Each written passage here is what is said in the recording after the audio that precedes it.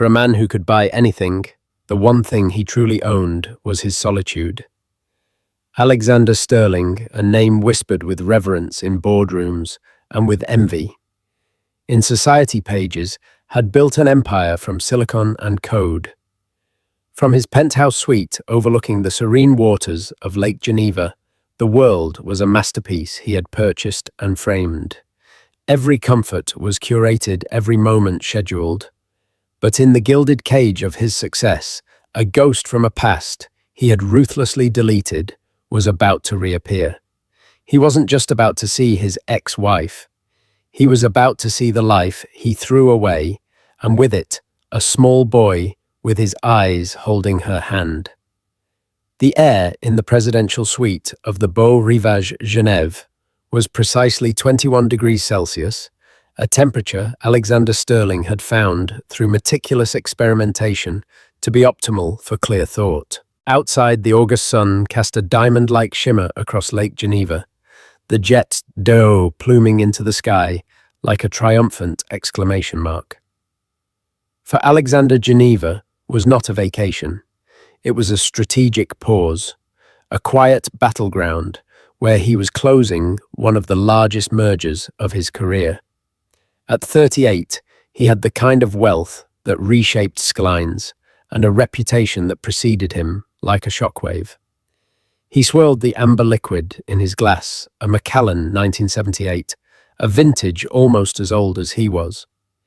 It was a ritual, a small reward for a day of ruthless negotiations. His life was a series of such rituals, carefully constructed walls to keep the silence at bay. He had everything a man could desire, a fleet of cars. He barely drove houses on multiple continents. He rarely visited, and a level of influence that made governments nervous. Yet the sprawling suite felt less like a palace and more like an exquisitely furnished echo chamber. He had divorced Isabelle 5 years ago. The memory was like a scar he rarely touched, but was always aware of. It wasn't a messy tabloid fodder divorce. It was quiet, surgically precise, and utterly devastating. "You love your company more than you could ever love a person, Alex," she had told him, her voice devoid of tears, which somehow made it worse. "Your heart is a closed-door board meeting, and I am no longer on the agenda." He hadn't fought her. How could he? She was right. He had been building Sterling Innovations, a titan of data analytics and AI, and it had demanded all of him. He saw their marriage as another asset to be managed, a partnership that should yield returns. Isabella had wanted a life, not a balance sheet. He stood and walked to the vast floor-to-ceiling window, the city laid out before him like a schematic. His gaze drifted down to the Quai du Mont Blanc, a promenade bustling with tourists and locals. And then he saw her. Time didn't so much stop as it did bend, twisting back on itself. It was Isabella, unmistakable. Her hair was a little shorter, a chic auburn bob, instead of the long dark waves he remembered. She wore a simple white summer dress, the kind she always favored. She looked happy. A genuine, unforced smile played on her lips, a smile he hadn't seen directed at him in the final year of their marriage. But it wasn't just her. Her hand was holding a much smaller one, a boy. He couldn't have been more than 4 or 5 years old. He had a mop of unruly dark hair, the exact shade as Alexander's own. The boy skipped, pulling on her arm, pointing excitedly at a swan gliding near the shore. Isabella laughed, a sound Alexander could almost hear through the triple-paned glass, and knelt down to speak to him, her expression one of pure, undiluted adoration. Alexander's blood ran cold. The expensive whiskey suddenly tasted like ash in his mouth. He felt a dizzying vertigo, as if the plush carpet beneath his feet had given way to a chasm. He did the math, his mind a machine built for cold calculation, running the numbers with terrifying speed. They had divorced 5 years ago. A 4-year-old child. The timeline was a perfect, brutal fit. A man joined them. He was handsome in a conventional, non-threatening way, tall, sandy-haired, dressed in casual linen. He placed a hand on Isabella's back and ruffled the boy's hair. The boy beamed up at him, a look of easy familiarity and affection. They looked like a family, a perfect, picturesque family enjoying a Swiss holiday. Alexander felt a feeling he hadn't experienced in years, a raw, primal emotion that his wealth and power could not insulate him from rage. It was a possessive, irrational fury that clawed its way up his throat. Who was this man? And who was this child? The boy turned his head slightly, and for a fleeting moment, his profile was cast in the afternoon light. In the set of his jaw, in the curve of his brow, Alexander saw a faint, ghostly echo of his own reflection. Was it possible? Could she have been pregnant when she left? Could she have hidden a son from him for 4 years? His son. The thought was a lit fuse racing towards dynamite. The carefully constructed solitude of his life, the sterile peace he had paid millions for, was about to be blown to pieces. He watched them walk away, a tableau of domestic bliss that felt like a personal betrayal. The negotiations, the merger, the billions of dollars hanging in the balance, it all evaporated. There was only one thing in the world that mattered now. He turned from the window, his hands clenched into fists.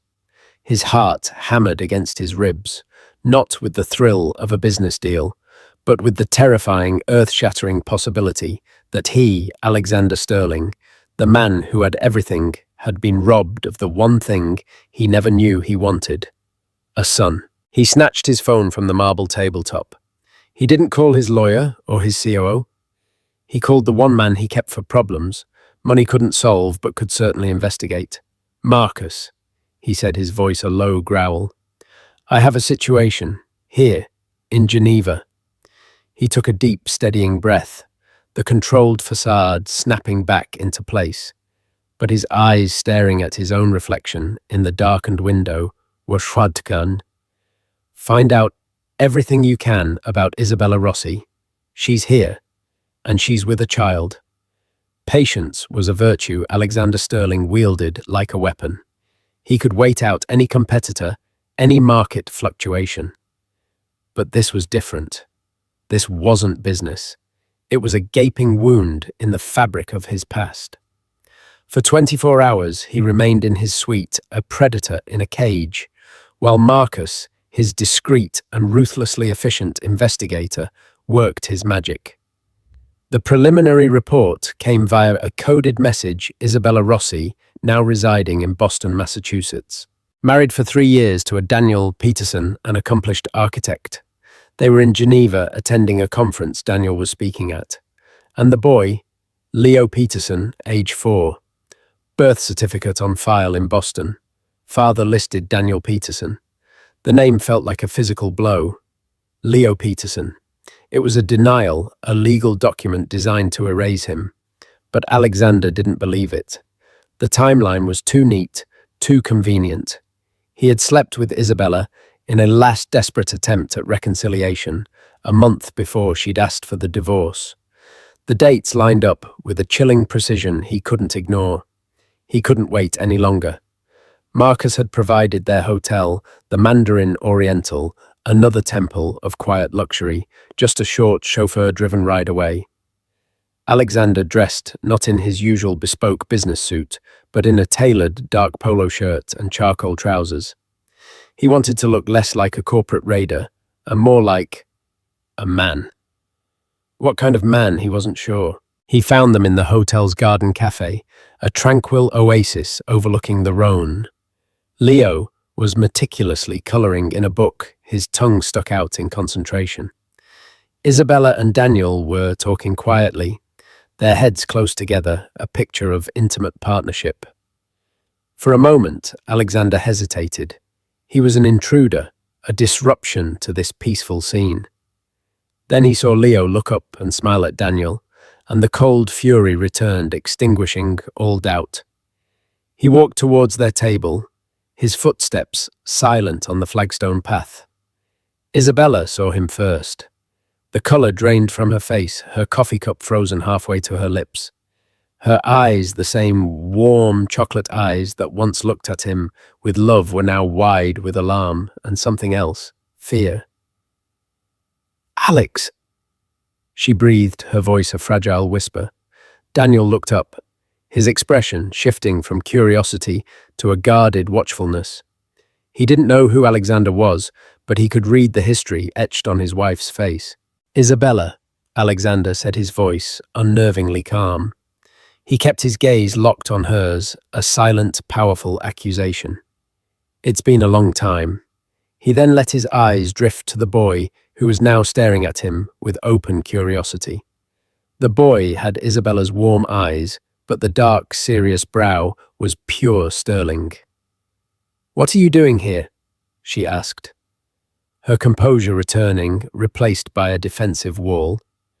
"Business," he replied, the word tasting like a lie.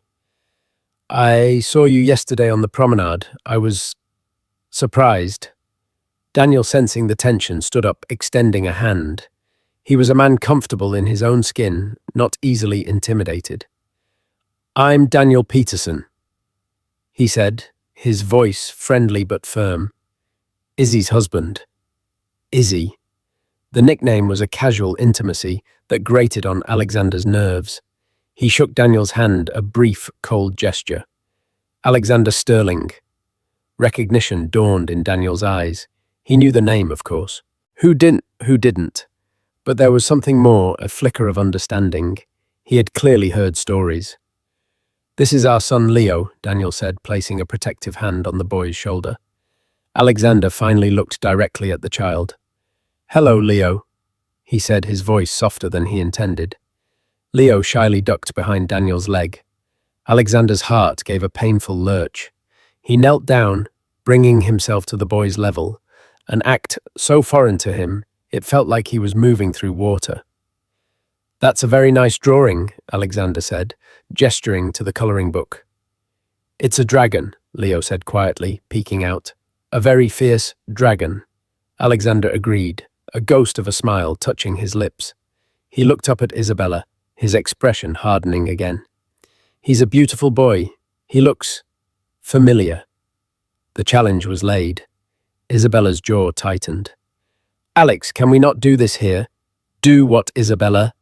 "Catch up," he asked, his voice laced with ice. "It seems you've been busy.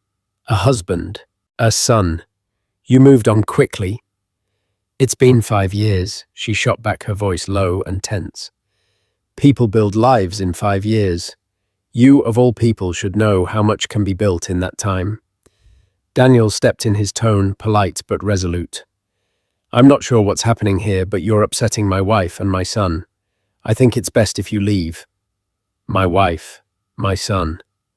The words were deliberate, territorial. They were meant to be stakes driven into the ground, marking property Alexander had once owned. He stood up slowly, his full height seeming to cast a shadow over their table. He ignored Daniel and spoke only to Isabella. "I have a suite at the Beau Rivage," he said. "We need to talk, alone." "We have nothing to talk about," she insisted, refusing to meet his eyes, instead of fussing with Leo's crayons. It was a nervous, evasive gesture. "I think we do." Alexander pressed, his voice dropping to a near whisper. "I think we have about 4 years of things to talk about. Don't make this more difficult than it needs to be, Isabella. For his sake." He gave a final lingering look at Leo, who was watching the exchange with wide, confused eyes. With that, he turned and walked away, not looking back. He didn't need to. He knew he had shattered their peaceful morning. He had thrown a grenade into their perfect little family, and he wasn't leaving Geneva until he had sifted through the wreckage for the truth. He was Alexander Sterling. He did not lose, and he would not be erased. The fight for Leo had just begun. The opulent suite at the Beau Rivage transformed from a sanctuary into a command center. Alexander paced the length of the living room, the panoramic view of the lake now nothing more than an irritatingly serene backdrop to the storm raging inside him. Isabella had not called. He hadn't expected her to. Her silence was a declaration of war. "Marcus," he barked into his phone, forgoing any pleasantries. "The preliminary report isn't enough. I want everything. I want to know what she had for breakfast. I want to know what time Daniel Peterson snores. I want a complete timeline of her life from the day she left me. Hospital records, obstetrician, visits, bank statements. I want to know who paid for the delivery. I want to know every doctor she saw. Everything, you understand. That's crossing several legal and ethical lines, Alex. Marcus's voice came back calm and professional as ever. Marcus was a former Amex agent who now ran a very private, very expensive corporate intelligence firm in London. He was accustomed to Alexander's demands, but there was a new edge of caution in his tone. Your fee is doubling for the duration of this assignment, Alexander snapped. Find a way. I know for a fact Daniel Peterson was on an architectural dig in Peru for 3 months, 9 months prior to the boy's birth. Check the dates. Cross-reference everything. I want proof. He was operating on a gut feeling, a primal instinct that defied the piece of paper from Boston City Hall. He remembered their last month together, the arguments, the silences, but also that one night, a desperate, fragile truce fueled by wine and regret. A night that could have started a life. The idea that she had carried his child, given birth to him, and then handed him to another man to raise as his own was a betrayal of such magnitude it made his corporate rivalries look like child's play. His obsession became all-consuming. The multi-billion-dollar merger, which had been the entire purpose of his trip, was relegated to his subordinates. He cancelled meetings, delegating with curt, dismissive emails. His world narrowed to a single burning focus, Leo. He had Marcus tail them. It felt sordid, a violation, but he justified it as a necessary evil. He received encrypted updates every hour. 10:30 a.m. Subjects are at the Patek Philippe Museum. Lunch at a cafe in the Old Town. Child enjoying ice cream. 3:30 p.m. Subjects returning to the Mandarin Oriental. The boy looks tired. Alexander devoured these mundane details as if they were vital intelligence. He had an image sent to his phone, a candid shot taken from across a square. Leo was on Daniel's shoulders, laughing, his small hands tangled in the man's sandy hair. Isabella was looking up at them, her face illuminated with love. It was a perfect family portrait, and it felt like acid in his veins. This was his son's life. A life he had no part in. A life built on a lie. The days bled into one another. Alexander barely ate, subsisting on coffee and the bitter taste of his own fury. He would stand at his window for hours, staring across the water towards their hotel, as if he could will the truth to emerge through sheer force. He was a man used to control, to shaping reality, to his will. But Isabella's life was a fortress he couldn't breach. Then Marcus delivered a breakthrough. You were right about Peru. Marcus's voice crackled over the secure line. Daniel Peterson's passport stamps confirm it. He was out of the country for a 12-week period. If we assume a standard gestation, the conception date falls squarely within that window. A cold, grim satisfaction settled over Alexander. So, he couldn't be the father. Biologically, it's highly improbable. He would have had to return to the US for a very brief, undocumented trip, which we can find no evidence of. No flights, no credit card usage. Legally, however, he's on the birth certificate. He claimed paternity. In the eyes of the law, he's the father. The law can be changed, Alexander said darkly. What else? This is the strange part, Marcus continued. Isabella's medical records are sealed tighter than a state secret. Unusually so. But we found something else. The conference Daniel is speaking at, it's a standard architectural symposium. But he and Isabella arrived in Geneva a full week early, and they haven't been attending any of the preliminary events. They've been spending their time near the Geneva University Hospital. A hospital. Alexander's mind raced. Is the boy sick? That's what we can't figure out. There are no appointments under the name Peterson or Rossi at the main pediatric wing. But my source inside the hospital network noted something flagged. They made a visit to a very specific, very niche department, the Center for Experimental Hematology. Hematology, the study of blood. What does that mean? Alexander demanded. I don't know yet, Marcus admitted. It's a highly specialized research and treatment center. They deal with rare blood disorders, bone marrow diseases, genetic abnormalities. The words hung in the air. A chill that had nothing to do with the room's temperature crept down Alexander's spine.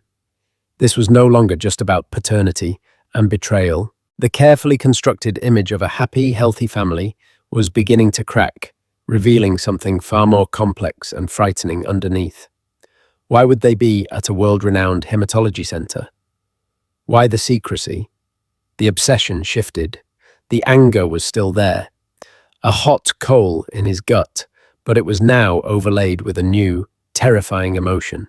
Fear. Fear for a child he barely knew, but who he was now utterly convinced was his own. The game had changed. He wasn't just fighting for his rights as a father anymore. He might be fighting for his son's life. The information about the hematology center acted as a key, unlocking a new level of urgency in Alexander.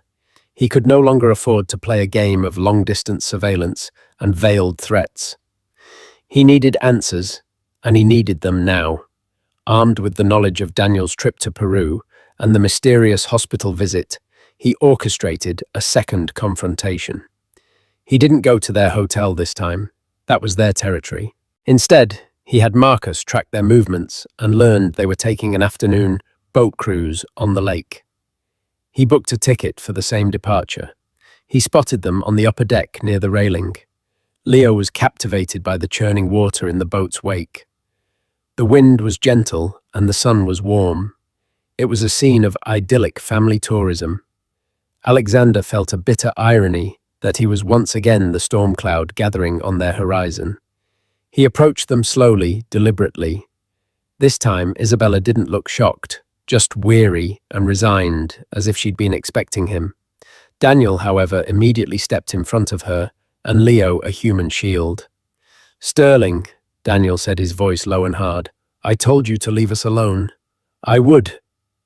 Alexander replied, his voice equally cold, but I've come across some interesting travel information. Tell me, Daniel. How was Peru?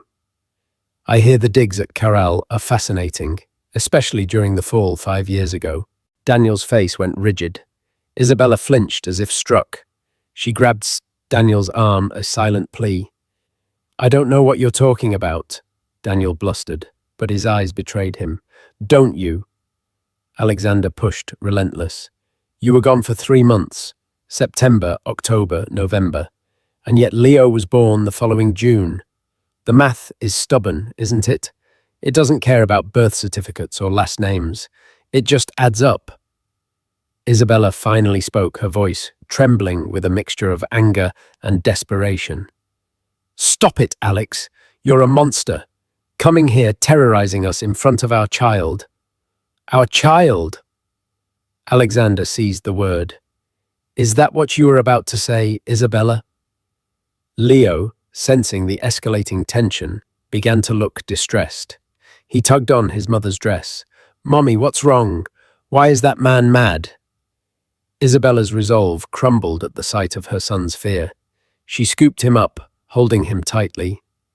Nothing is wrong, my love. Nothing at all. She turned her back to Alexander, trying to shield Leo from the confrontation. It was in that moment, in her panicked, protective gesture, that something slipped. She turned to Daniel, her voice a frantic whisper that carried on the breeze. Daniel, let's just go. We can't do this now. We have the follow-up with Dr. Renaud tomorrow. We need to be calm for that. For him. Dr. Renaud. The name was a lightning strike in Alexander's mind. A concrete piece of information in a sea of speculation. Dr. Renaud, Alexander repeated, his voice dangerously quiet. Is that who you're seeing at the hematology center? What's wrong with him, Isabella? Isabella froze, her back still to him. She had made a mistake, a critical error under pressure, and she knew it. That is none of your business, Daniel snarled, his face flushed with anger. This is our family, our private life. You have no right. I have every right if that boy is sick, and he is my son. Alexander's voice rose, cracking through his icy control. Tourists on the deck were beginning to stare. A father has a right to know if his child is ill. What are you hiding? Hiding. Isabella spun around, her eyes blazing with a fire he hadn't seen since their most heated arguments. Leo began to cry in her arms. You want to talk about hiding? I hid him from you, from your world, from the man who forgets birthdays because a stock is dipping, the man who schedules love like a business appointment. I didn't want him to be another one of your assets, another sterling acquisition to be managed and appraised. I wanted him to be loved, to have a father who was present. Her words were bullets, and every one of them hit their mark. The truth in them was so potent, it momentarily silenced him. He saw a flash of the man he had been: cold, driven, emotionally absent. Daniel is his father. She choked out tears, finally streaming down her face as she tried to soothe her crying son.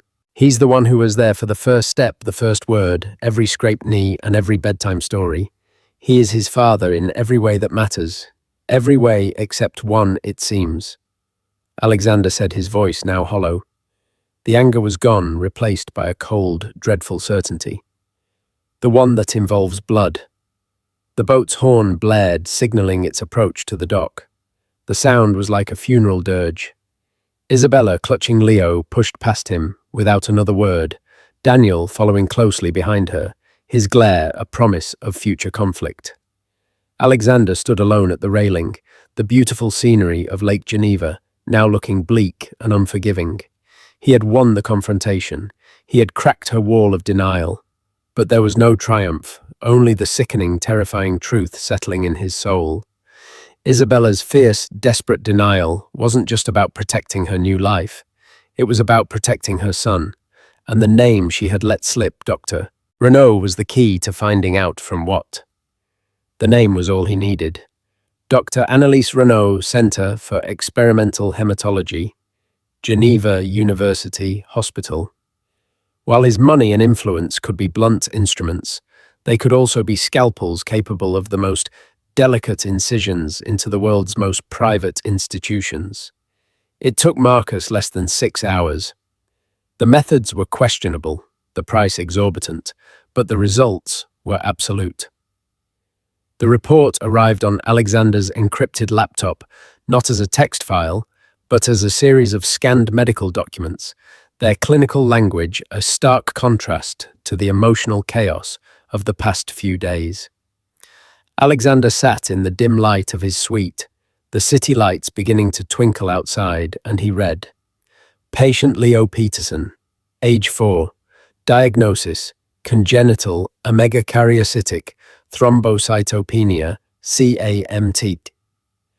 Alexander's mind, accustomed to dissecting complex financial reports, struggled with the medical jargon. He opened a new browser tab and began to search.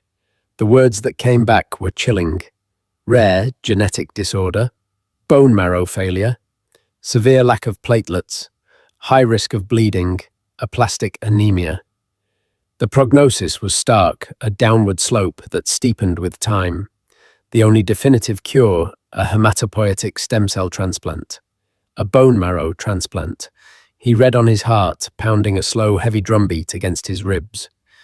The best chance for a successful transplant came from a matched sibling. Leo had none. The next best chance was a matched parent or other close relative. The report included results from a recent human leukocyte antigen HLA typing test. A test to determine compatibility for transplant. Isabella Rossi, half match. Daniel Peterson, no match. There it was, in black and white, clinical, irrefutable proof. Daniel, the man who had been Leo's father in every way that mattered, could not be the one to save his life. His biology was a dead end. The final document in the file was a letter from Dr. Renaud to the family's pediatrician in Boston. It was a summary of their consultation in Geneva. Leo's condition is progressing as anticipated for CAMT. The platelet count continues to decline. While our current treatment regimen can manage symptoms, it is not a cure. We are at a point where we must seriously and urgently pursue a transplant. As you know, the mother is only a haploidentical half-match, which carries significant risks of graft versus host disease. The legal father, Mr. Peterson, is not a match.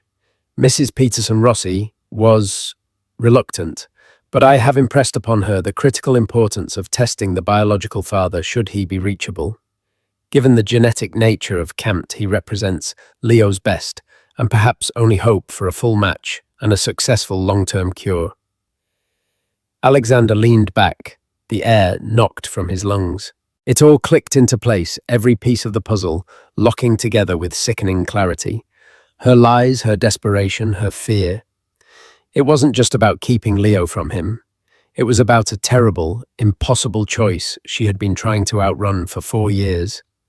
She hadn't hidden Leo out of simple malice or a desire to move on. She had hidden him to give him a normal, peaceful life away from the shadow of the sterling name and the emotionally vacant man she had divorced. She had built a loving home with a good man, but their peaceful world had been built on a fragile foundation, and now that foundation was cracking under the weight of a genetic time bomb. They hadn't come to Geneva for an architectural conference. They had come on a pilgrimage, a desperate quest to see one of the world's leading specialists, hoping for a miracle. And the whole time, the miracle they needed was just across the lake, pacing in a penthouse suite, consumed by his own selfish anger and suspicion. The rage he had felt was gone, washed away by a tidal wave of shame and a terrifying, bone-deep fear. His son was sick. His son was fighting for his life. And Isabella had been carrying this monumental burden alone, protecting her child not only from his illness, but from the father she thought would fail him. He looked at the candid photo of Leo on his phone, the one Marcus had sent, the laughing boy on Daniel's shoulders. He wasn't just looking at a stranger's child anymore. He was looking at his own flesh and blood, a boy whose life depended on a genetic lottery, a boy whose winning ticket might be locked away inside Alexander's own cells. His hands trembled as he picked up his phone. He didn't call Marcus. He didn't call his lawyer. He scrolled through his contacts to a name he hadn't dialed in 5 years. Her name. He knew she wouldn't answer. He didn't leave a message. He simply sent a text, his fingers clumsy on the screen. 6 words that would change all of their lives forever. I know about Cam T. I'm coming over. There was no security to block him. This time, no pretense of denial. The door to their suite at the Mandarin Oriental was opened by Daniel Peterson. His face was pale, his eyes red-rimmed, but filled with a steely resolve.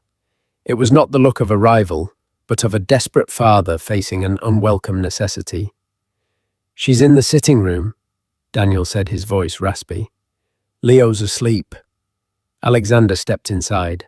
The suite was smaller than his xai, littered with the ordinary clutter of family life, a half-finished coloring book on the coffee table, a small stuffed dinosaur on a chair. Isabella was sitting on the sofa, staring at the floor. She looked utterly defeated, the fight gone from her. When she looked up, her eyes were filled not with anger, but with a profound, soul-deep exhaustion. Alexander didn't know what to say. The accusations he had prepared, the anger he had harbored, it all seemed so petty and meaningless now. He stood awkwardly in the middle of the room, a titan of industry, reduced to a man with no script. "I read the report," he began, his voice quiet, "from Dr. Renaud." Isabella flinched, then gave a single sharp nod. The confession was in that small movement. "Why?" Alexander asked the question, raw and genuine. "Why didn't you just tell me, Isabella, from the beginning?" She finally met his gaze, and he saw the years of pain she had been holding back. "Tell you what, Alex?" she asked, her voice cracking. "Congratulations, you're a father, but please don't interrupt your quarterly earnings call. That I was pregnant with the child of a man who barely noticed I was in the room. I found out 2 weeks after I left you. I was alone, and I was terrified, not of being a mother, but of what you would do." She stood up, pacing the small room. "I pictured it all. You would have seen him as a succession plan, an heir, not a son. You'd have lawyers draft custody agreements like they were contracts. You'd want him raised by nannies and sent to the right boarding schools. You would have controlled his whole life, just like you tried to control mine. I couldn't let that happen. I wanted him to be happy. Daniel spoke from the doorway. I met Izzy 6 months later. I fell in love with her. When she told me she was pregnant, she told me everything. It didn't matter. I loved her, so I would love her son. We moved to Boston to start over, to be a family. And we were. We were happy. He was a healthy baby, Isabella continued, her voice breaking. For 2 years, everything was perfect. Then came the bruises that wouldn't heal, the nosebleeds that wouldn't stop, the endless doctor's visits. When we finally got the diagnosis, CAMT, they told us it was genetic. She stopped in front of Alexander, her eyes pleading for him to understand. My first thought was you, that we would have to come to you, and I hated it. I hated that after everything, my son's life might depend on the one man I had to escape to find peace. So we tried everything else. We put him on waiting lists. We prayed for a miracle donor. Daniel got that speaking invitation to the conference here, but it was just a cover. We came for Dr. Renaud. She's the best. We were hoping she'd have another way, another trial, anything that didn't involve you. The story settled in the quiet room, heavy and suffocating. Alexander finally understood the depth of her fear and the ferocity of her protection. She hadn't been denying him a son out of spite. She had been trying to save that son from a life she believed would be toxic for him. And he in his arrogance had proven her right at every turn, using his power and money to hunt her down like prey. The shame was a physical weight. The HLA test, he said, his voice thick with emotion. I need to take it. Daniel nodded. Dr. Renaud's office is already expecting you. I called them after you texted. They can do it first thing in the morning. There was a strange, unspoken truce between the two men. They were no longer rivals for a woman's affection, but two fathers united by their fear for one small boy asleep in the next room. Can I see him? Alexander asked, the words feeling foreign on his tongue. Isabella hesitated for a long moment, then nodded. She led him to the bedroom door and pushed it open gently. In a small bed, illuminated by the soft glow of a nightlight, Leo was sleeping. His dark hair was tousled against the pillow, his breathing soft and even. He looked peaceful, innocent, completely unaware of the adult storm raging around him. Alexander felt a powerful protective surge, so intense it almost brought him to his knees. It wasn't possession or pride, it was love. A terrifying, unconditional love for this small, fragile life. He looked at his son. His son. And for the first time, he wasn't thinking about timelines or betrayals or what had been stolen from him. He was thinking about what he needed to do to save him. The man who had built an empire on logic and control was now at the mercy of something far older and more powerful. The simple, desperate hope of a father. His journey to Geneva had been for a merger worth billions, but he now faced the only transaction that had ever truly mattered. The sterile white walls of the Geneva University Hospital became their universe, a self-contained world with its own time zone, measured in nurses' shifts and medication schedules. The morning after the confession, they met in a small, sunless consultation room. Dr. Annelise Renaud, a woman with kind eyes and an air of unshakable competence, laid out the path forward. The HLA test for Alexander was first. For a man who commanded legions of employees and moved markets with a single decision, sitting in a small room while a phlebotomist drew his blood was a profound exercise in powerlessness. He watched the dark crimson fluid fill the vial, a substance he'd never given a moment's thought to, which now held the power of life and death. He wasn't Alexander Sterling's EO in that moment. He was just a collection of cells, a biological lottery ticket, waiting to see if he held the winning numbers for a boy he barely knew. The wait for the results was a unique form of torment, a quiet internal negotiation with fate he had never before experienced. When Dr. Renaud called them back into her office 2 days later, the air was thick with unspoken fear. Isabella gripped Daniel's hand, her knuckles white. Alexander stood slightly apart, his hands shoved into his pockets to hide their tremor. "The results are in," Dr. Renaud said, a small, professional smile touching her lips. "Shahom, Sterling, you are a full 10-10 HLA match for Leo." The collective exhale in the room was a physical force. Isabella sagged against Daniel, a sob of pure, unadulterated relief escaping her. Daniel closed his eyes, his head bowed. Alexander felt not a surge of triumph, but a wave of dizzying gratitude so intense it buckled his knees. He had to steady himself against the wall. He had won. Not a company, not a negotiation, but a chance. The most important chance of his life. In the weeks leading up to the transplant, a fragile new reality formed. The anger and resentment didn't vanish, but they were packed away like winter coats in summertime, still there but irrelevant to the current climate. Their lives revolved around Leo and the rigorous pre-transplant regimen that was weakening his small body to prepare it for salvation. Alexander Sterling, the man whose schedule was once a fortress of efficiency, cleared his calendar indefinitely. He didn't just write a check to the hospital for a private wing. He showed up. At first, he was an awkward, looming presence in the brightly decorated hospital room. He was clumsy, unsure of what to do or say. He'd bring extravagant, inappropriate gifts, a complex robotics kit for a boy who could barely sit up a cashmere blanket that was immediately subjected to a juice box spill. He watched Daniel, who moved with the easy practice grace of a seasoned father. Daniel knew how to distract Leo during an IV insertion by making fart noises with his armpit.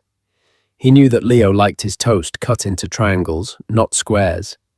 He knew the names of all the characters in Leo's favorite cartoon. Daniel was the father of heart, the keeper of the details that make up a childhood. Alexander felt a pang of envy, so sharp it was painful, but it was quickly followed by a humbling sense of respect. He wasn't here to replace this man. He was here to learn from him. His breakthrough came during a particularly bad night. Leo had a fever, a side effect of the preliminary chemo, and he was crying a miserable, weak sound that tore at Alexander's soul.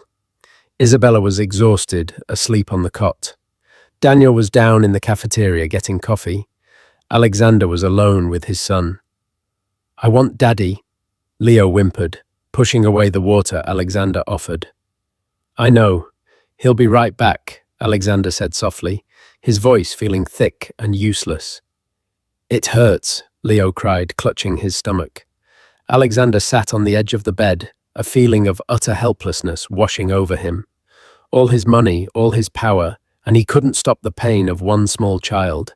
He cast aside the instinct to fix to command and instead relied on a memory.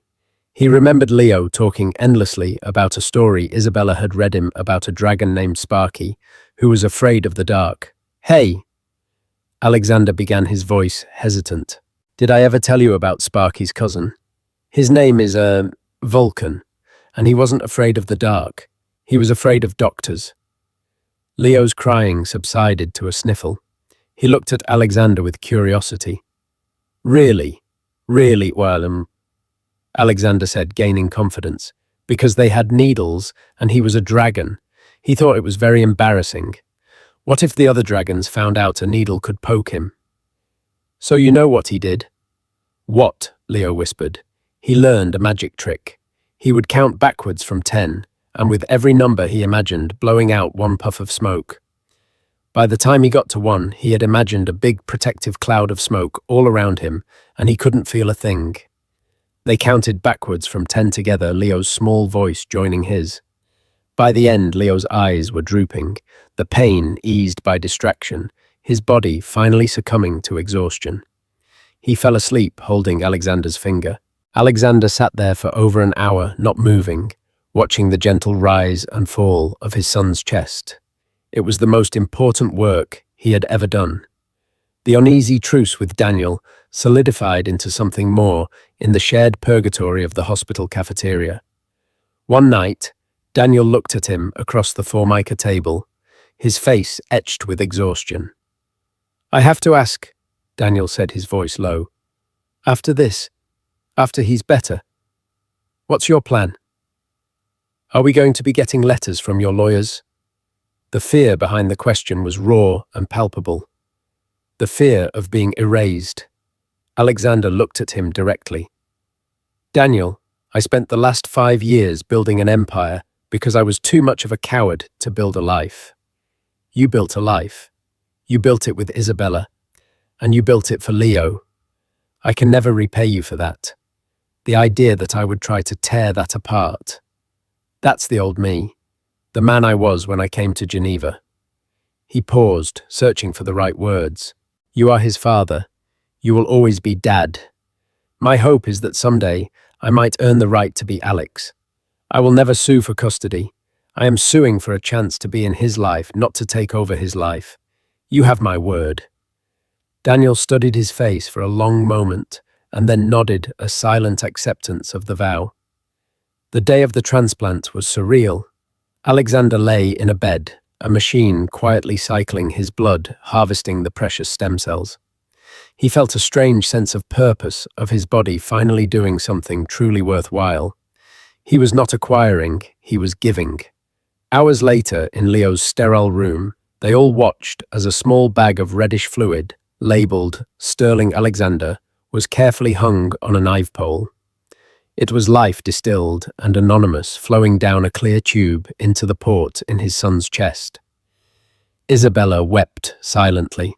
Daniel wrapped his arm around her. Alexander stood beside them, his hand resting gently on Leo's sleeping head. They were no longer 3 separate warring individuals. They were a triangle of hope, with Leo at the center. The recovery was a new mountain to climb. There were days of progress and terrifying setbacks. But slowly, miraculously, the reports from Dr. Renaud grew more positive. The graft was taking. The new cells were working. When they finally left Geneva and returned to Boston, the world felt both the same and irrevocably different. Alexander didn't return to his empty Manhattan penthouse. He bought a large, comfortable house in Brookline, a 10-minute drive from Isabella and Danielle. Their new life was a clumsy, unscripted dance. The first time Alexander had Leo for an afternoon by himself was an exercise in managed panic, ending with them both covered in finger paint and laughing on the kitchen floor. The first time they all had dinner together, the conversation was stilted and careful until Leo broke the tension by announcing that Alex's cookings was less good than Dad's. It became a running joke. One crisp autumn afternoon, a year after the transplant, Alexander was pushing a vibrant, healthy Leo on a swing in a park. Leo's laughter echoed in the clear air as he soared towards the sky. From a nearby bench, Isabella and Daniel watched their faces relaxed and happy.